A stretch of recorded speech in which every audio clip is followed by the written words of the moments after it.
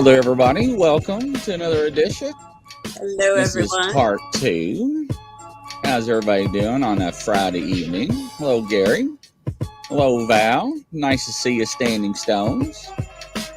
Tammy Johnson, Crystal. So, we have to say this by law. This is for entertainment purposes only. All parties are innocent until proven in a court of law. So, how are you doing there, Jennifer? I'm doing well. How about you? Oh, wonderful. So, Elijah, part two. Yeah. So, um, our hearts go out to the family members and friends of the family of the serial Elijah. I know there's an update. I think somebody said that there's a $40,000 reward now.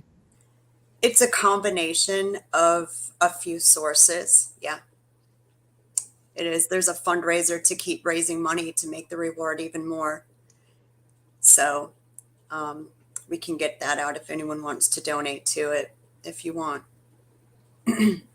So, So they're trying. They're trying their best.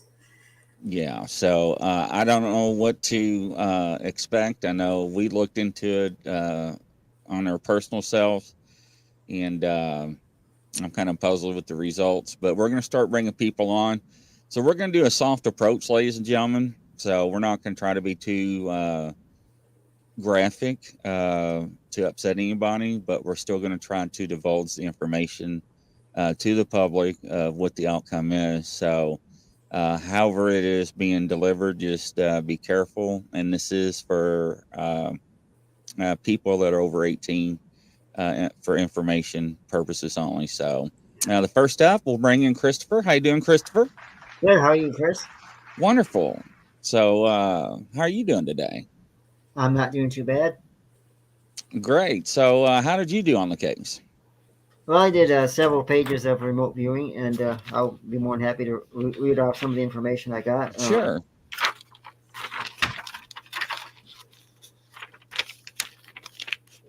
I did several pages, and some of the things I was picking up on was the kind of the situation he was going through with being forced to act more adult-like and be grown up against his choosing.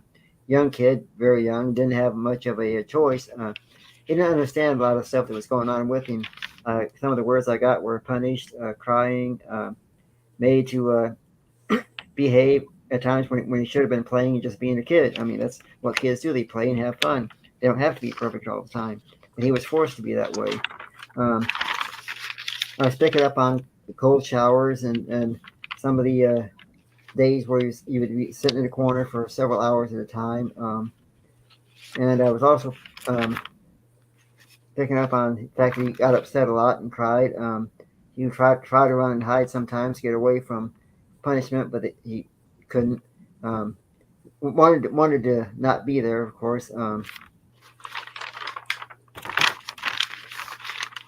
some of the other things I picked up on was the fact that possibly that that maybe something to do with the cold shower, that he couldn't, his body couldn't handle the punishment. And I got the feeling that sometimes he was left alone, like sitting in a corner by himself, and nobody else would be in the room. It'd just be him, and of course that really terrified him. The people that did this to him, the gentleman that was making him do the punishment, making him grow up, was kind of a very use the term angry person. He kind of liked to have things his way.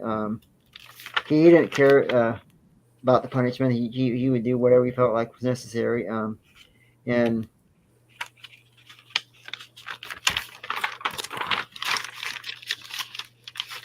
I felt the person, the gentleman that did this, had possibly an orange pickup truck, and that possibly that maybe the truck wasn't necessarily his, but it was like an orange pickup truck. I could have the colors wrong, but I was picking up on an orange pickup truck, and I felt like that possibly that Elijah could have had a shower incident because the water was cold and maybe his body couldn't take it. But I have no proof of any of this.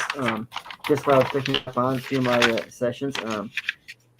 What I got, more or less, what I got was that he was punished, not wanting to be punished, but he had no choice. The gentleman that was giving him the punishment panicked, fell asleep, woke up, and had like maybe a slight panic attack because he realized that he had overslept and things didn't go maybe the way he thought they would, like they normally do. Um, and that he had to hurry up and take care of the situation because he didn't realize, okay, I goofed up, I got to handle this. I don't want to be too concerned on any of this, but during my final pages, I wrote down some of the top 10 things that Elijah was young. He didn't understand what was going on. Elijah was forced to, ex grown up, forced to be more of a man when he should have been a child. The gentleman that was giving him punishment was kind of an evil person. Just didn't like what he was, didn't like the way, didn't like children more or less. Wanted this kid to be an adult like. He would punish Elijah pretty bad, standing in the corner, cold showers. I could see the water coming down on Elijah, very cold, and that possibly that the shower, one of the incidences in the shower may have went too cold, and maybe Elijah couldn't breathe, kind of drowned it possibly, and that the gentleman was asleep at the time of this incident, and that when he woke up and realized what had happened, that he panicked and had to deal with it. That's pretty much what I got. Okay, thank Christopher. Next up is Angela. Come on down. Hi. Hello. First impression. Yes, I'm here. The first impression I got was learning disability for the child, and I kept hearing him say, "I don't know where I am. I don't know where I am," and I saw somebody take him to a wilderness area and left him there. And I kept hearing, "I'm thirsty. I'm thirsty. I'm so thirsty." And I just get that overwhelming sensation of thirst, like I'm very dehydrated. And there was a wilderness park, and it feels very close to the town, a wilderness area, and that he went to, that there was a stream nearby and a ravine where he might be found. And I got the impression that he can't really communicate very well. And it felt like he was always punished. Like he was always punished in the sense of being ignored and not treated very well. And it was very frustrating that the caretakers for him were very frustrated. They perceived him as having a learning disability, and they perceived him as a burden, and ultimately ended up leaving him alone with no place to turn. And that's mainly what I was getting. But I did do directions, and I got that he was kind of within 10 to 20 miles for when he was from his home. That I'm getting wilderness area, seeing lots of woods. I see deep ravines. I see terrain that's kind of hilly, with lots of forest and more north. Um, and I'd hate to say that there is a risk. I mean, there is a risk of finding him deceased, being Okay. left in the condition that he was. All right, thank you. Stand by. Next up, Kelly Joe. Welcome, Kelly. Hello. This was an upsetting one. Right. Yeah. We said that during the first show because a lot of people don't understand, especially dealing with children working on these cases, it's kind of rough. It is. Well, I feel like the caretaker was a man, and he was a bigger man, stocky man, and he did everybody's saying abuse, and I got abuse, and he took him in a truck, and like the other lady said, left him, and I believe that he's passed, and I'm seeing like a preserve or a reserve, and there's like if you look across all the trees, you can see the water tower of a town. Oh, okay. Like the steel kind with the triangle top. Right. Yeah, and You it's see, metal. you see a color at that on that? It's steel, Okay. and it has black writing. It has 2 names on it. Okay. All right. But that's all I got, you know. But the man was stocky and big. All right. Thank you. Stand by. Next up is Melinda's video she sent in. She's still working. And action here.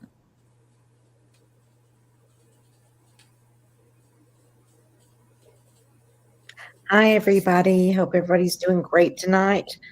And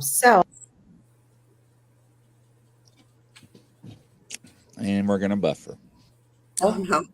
We got a case. The only thing we were given was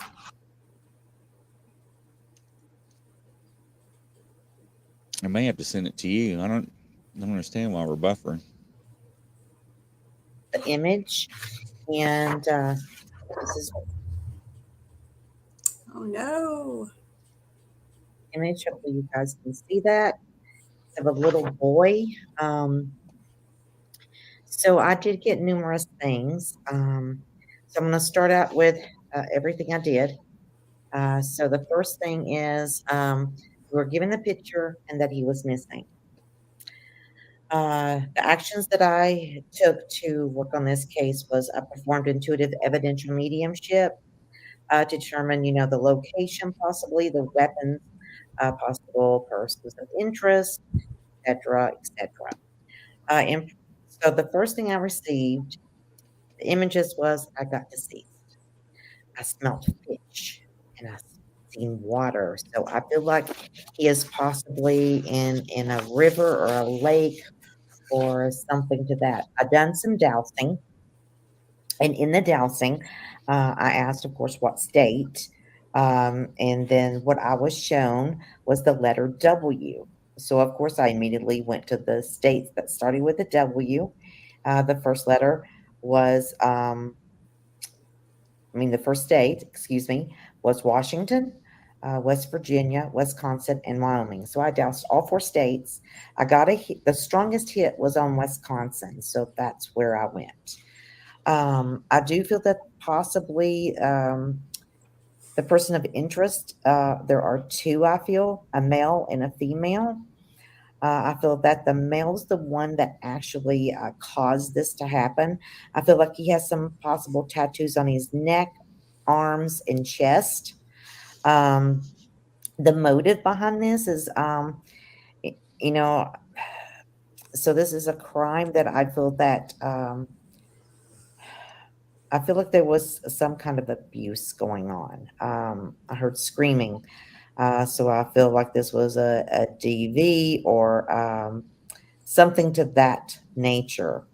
I do felt that the victim was harmed due to what I was being shown and felt. The persons of interest is, like I said, one is a male, one is a female. I feel that the victim knew the female very well. The male, I don't feel that he knew the male that well, but he was aware of this person. So I did the weapon I feel that was used was the hands. I kept was shown a light tan or gold color car, 4-door. I feel like a Toyota or a Nissan. I did get some possible numbers and letters for the tag. So I got 3, 5, 6, and 9. And then I got C, S, T, R. That's in no particular order whatsoever. So the criminal profiling I did, I felt like there was CAs, which involved probably some CNs. This person has been in trouble before. I feel that they have possibly done similar things like this before. I do feel like there was some essays involved. And so the summary of it is that I feel that the person responsible placed hands upon the missing person. I feel the victim is deceased and is in water, but I feel like a lot of water, possibly a river or a lake. I do have some maps that I'm going to show. I do feel that the victim was very close to a female that is aware of what's happened.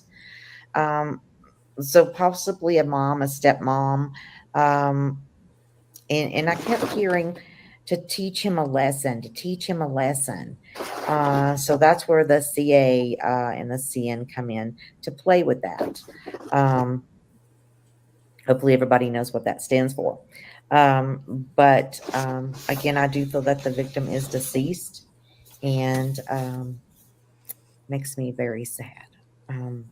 So I'm going to show the map where I think that the victim is close to or in proximity of. So let me get up here so I can do that.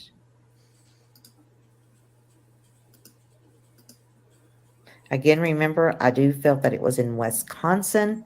I feel like it's in this box here. Here's the water that I feel that the victim is in. Possibly went up in this area and out. I do have a bigger map of that. So let me pull that one up. Okay.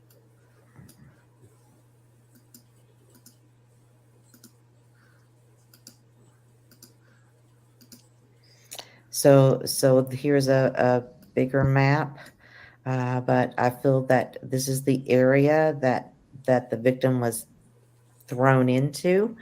I do feel like he's inside of something or in something, and I feel that the remains went up this way. So, and then I'm going to show you, I did do a perp. So I'm going to pull that up so I can show this. Now, I did not do one of the female, and that's because I wasn't shown her that much. This person I was shown a lot. So again, I feel that this is the person of interest. Again, I feel, he possibly has tech. Does that look like him, Jennifer? I'm looking at him right now. It's Okay. close. Yeah. Tattoos here on close. the neck, the chest, and the arms. I feel he knew the female, and I feel that the female was only showed to me briefly. I do feel like she has straight brown-looking hair, possibly keeps it up in a bun or pulled back into that nature. But this person here, she knew of this person, and I feel like, they was trying to teach him a lesson of some sorts. So, again, that's what I got. The child is definitely, I feel, inside water, and I feel that they need to go widen out their search. It's just a very hard case for me because it's a child. But anyway, that's what I got, Grizz. Thanks everybody for letting me be on here. I really enjoyed it. I wish I was live with you so I could discuss it more. But anyway, that's what I got. And until next time, many, many blessings. All right. I think I figured out how to play it without buffering. You got to be on the window. All right. You have the news article? I do. I actually have a news. Do you want me to read the article, or do you want me to play the video? You want The to news video. both, or however you want to do? The news video actually shows the two of them, the two Okay. suspects Great. that are in custody. So let me do this and share screen, entire screen. Making sure I do this right. So here we go. We might have to go through an ad, so sorry. Am I buffering now? Yep. Fox 11 News is sponsored by your Chevy Super Dealers during Chevy Truck Season. Sorry about that. I'll mute that. Oh, that's all right. It is what it is. Seas can They get gotta get their commercials in. the Silverado Definitely for local $4.99 news.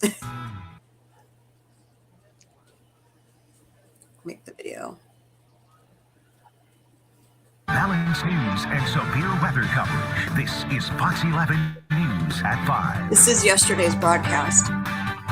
Good evening, everyone, and thanks for joining us tonight. It's been more than 3 weeks since 3-year-old Elijah Boo was last seen. Yeah. Today, the last person to see him, his adult caregiver, Jesse Vance, and his mother, Katrina Bauer, appeared before a Manitowoc County judge.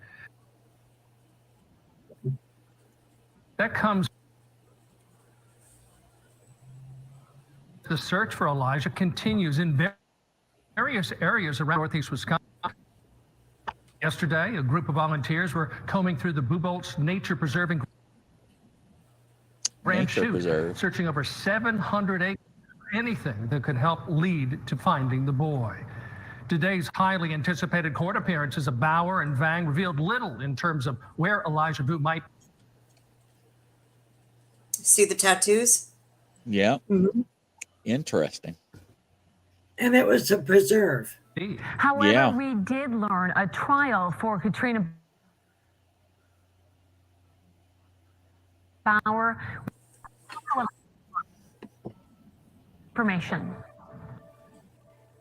During by video from the Manitowoc County Jail, Katrina Bauer and her attorney declined to have the evidence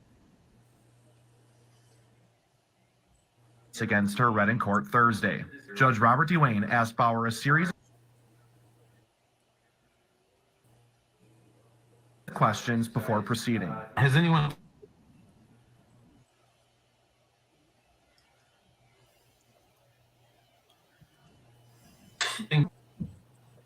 freely, voluntarily, and intelligently? Yes. The judge later ruled there's enough evidence to send her to trial. Bauer is the mother of missing 3-year-old boy Elijah Boo. Yeah, okay, we can stop the video. It's buffering too much. Mother of chronic child neglect.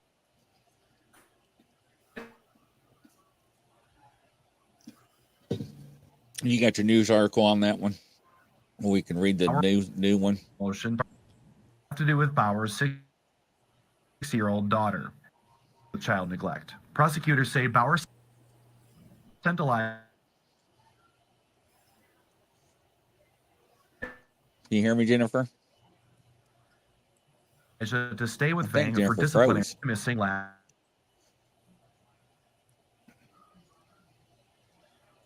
There we go. I think she froze. Uh-oh. So let me pull up a news article. Next time we'll pull it off YouTube, because sometimes they're really rough. Let me see if I can pull one up real quick. But that's a newer one. So it is a preserve they're looking at, somebody said. And a couple of y'all said. So let's see here. She should come right back. But that isn't that Michigan Lake or the Great Lakes where they're searching up there? Right. That's that is a big area, isn't it? I don't know how many square miles that is. Huge. One of the things I wrote down was that he is in kind of a wooded area. I did write that down in some of my final pages. Yeah. Let's see here. See if I can find a recent one. Here he is.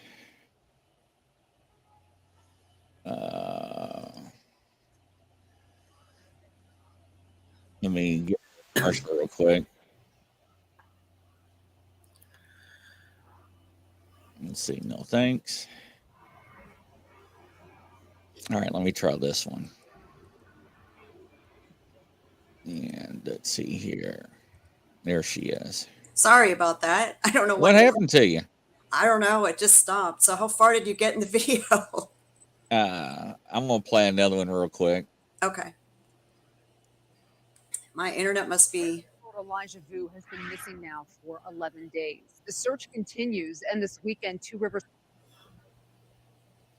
See, now mine's starting to do it again. It's contagious tonight, I think. So he was severely, I call it tortured. The mother sent him over there to, what was his title? The boyfriend? Is that what it was? To That's be disciplined. Yes. To teach him how to be a man. Yes. Right. And teach him to mind. And he's only a 3-year-old. Yeah. And we're talking cold showers, standing in a corner, didn't they say not eating food, withheld water and stuff. Thirsty. I mean, just straight abuse. Some of the They also put a report out that the police did that was carried by a local paper in the Manitowoc County area, where they found a picture on the boyfriend's phone that was deleted that is allegedly that little boy on a bed blindfolded with bruises on his neck. You're right. So, I mean, it just, a 3-year-old should be running around the house, coloring, throwing dolls around the floor or whatever, toys. I don't know. Playing cars or whatever. Yeah. Somebody said Gene Hudson said dolls, and that's what came to my mouth. Thanks, yeah. Gene. So, but, a typical 3-year-old, right? Yeah. And that's not what happened on this. And so they had enough physical evidence between and ladies and gentlemen, there's a difference between an admittance and a confession, right? An admittance is, Jennifer, did you knock out that car window? Yes, I did. She admitted it. A confession is, Jennifer, what did you do? Well, Grizzly, I was so mad at him. He did this. He didn't come home last night, and we got in an argument, and I was drinking, and I had too much to drink, and he went out in that car, and he would not get out, and I told him if he did not get out of that car, I was going to knock that window out, and I'm going to smack the heck out of him. And guess what I did? I picked up that brick, and I smashed that window. That is a confession, ladies and gentlemen. That's the elements of the crime. Right. So they had both off of her and him to have charges. That's why they're in custody right now. However, I don't know what's going on because they are not saying anything because the FBI is involved now trying to get information. I don't know. I mean, somebody's got to squeal off somebody. I mean, does the mom not know what happened and she's just in the dark? I don't know. I mean, she knew that what was going on because she admitted it to it and she confessed. Right. Mm-hmm. And the fact that last week I thought she did not have another child and to find out she did. Yes. And was faced, I think, previous charges along the same lines with that other child.